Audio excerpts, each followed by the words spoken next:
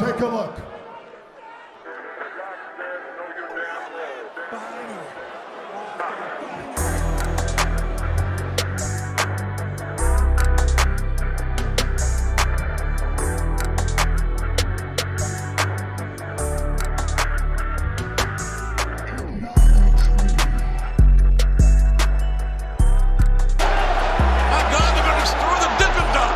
What's going on, guys? It's your boy Big Hero Chris back at you with another one.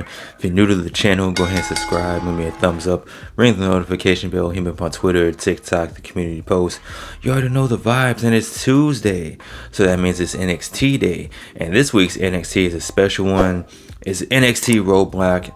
A whole lot went down. It was a action-packed show, whole bunch of shenanigans and people getting attacked and jumped and jumping off cages. We're gonna go ahead and get into it. The first match was between Dijak and Joe Gacy, and this was an asylum match, and this took place inside of a steel cage. There was a whole bunch of weapons, tables and chairs and kendo sticks and doors and straight jackets and all types of shenanigans, you know.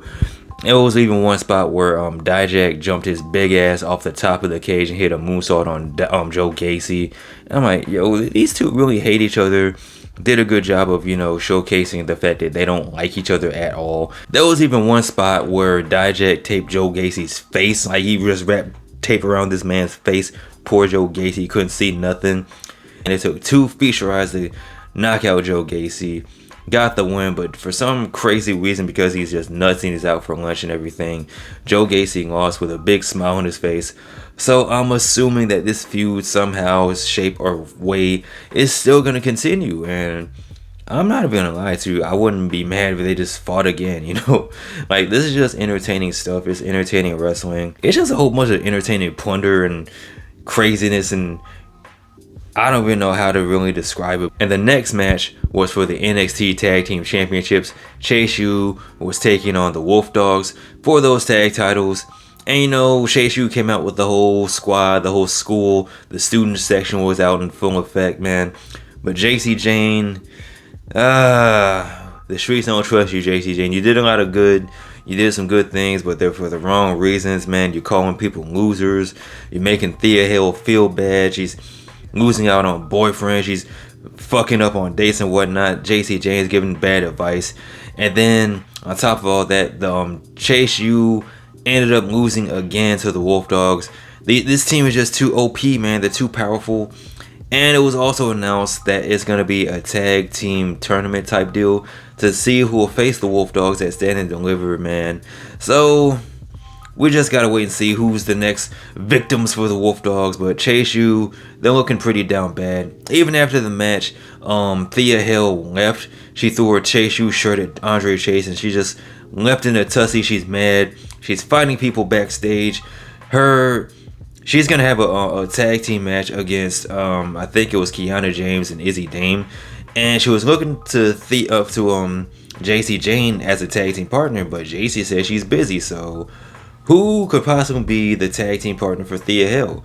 Could it be Fallon Henley? She's trying to step up and be a locker room leader, stepping up so much that Blair Davenport feels like she's being nosy. She's sticking her nose where it doesn't belong. So they ended up having a match, and it was pretty short, but we did see the return of Sol Ruka. She did a cartwheel out of nowhere and did a DDT type deal, and Fallon Henley ended up getting the win. So, hey, Booker T was not impressed. He didn't seem to give a damn about this. So next up, we see the in-ring return of Shawn Spears.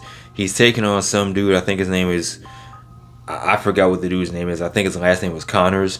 And this was a quick match. It was a squash match. Shawn Spears won with a C4. And then after the match, he's cutting a weird promo. He's sounding like a supervillain, like he should be fighting the Batman after this.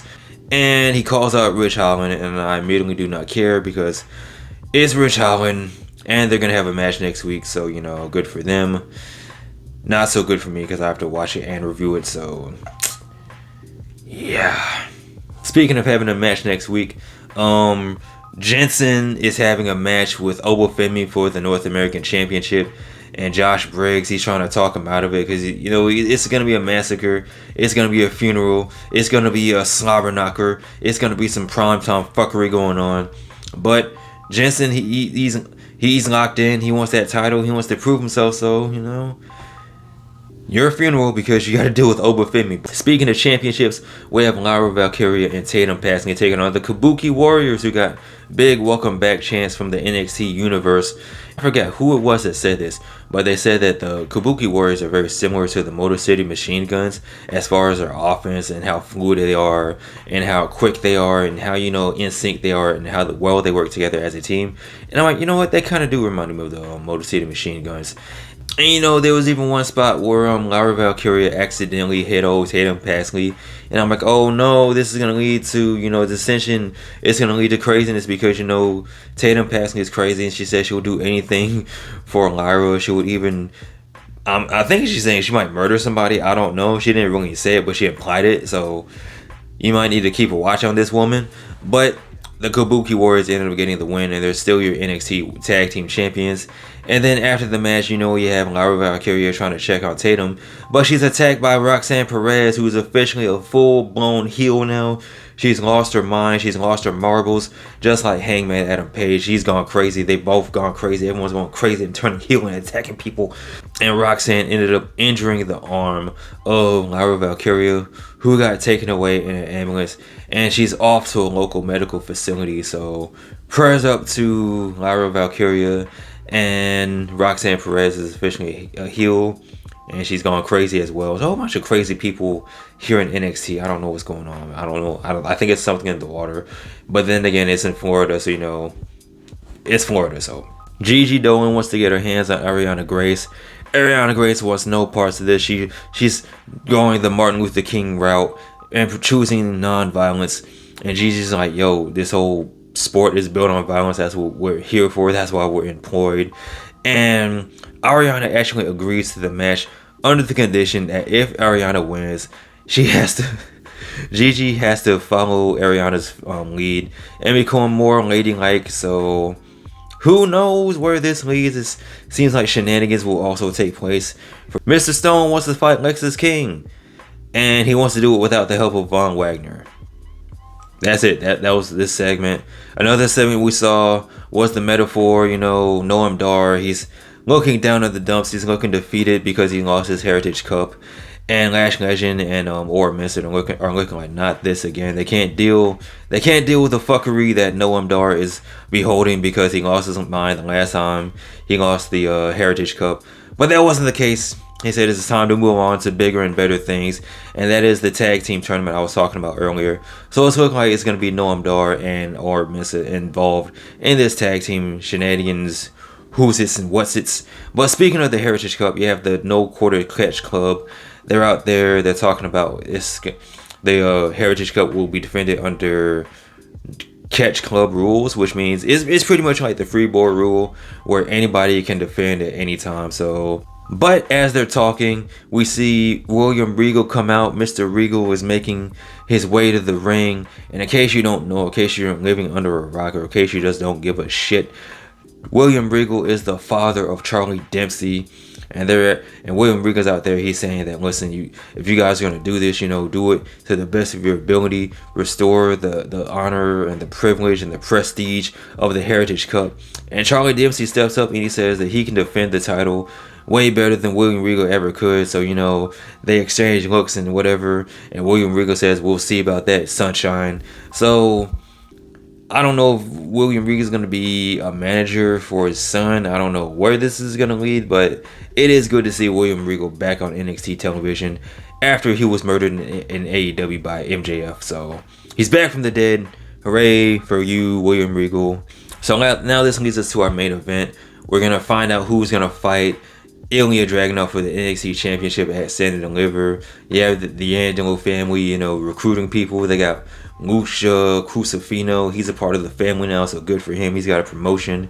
And you kind of figure that it might be Lucha and Stacks competing in the tag team tournament, which leaves the Don to fight Carmelo Hayes for the NXT, to see who fights for the NXT Championship.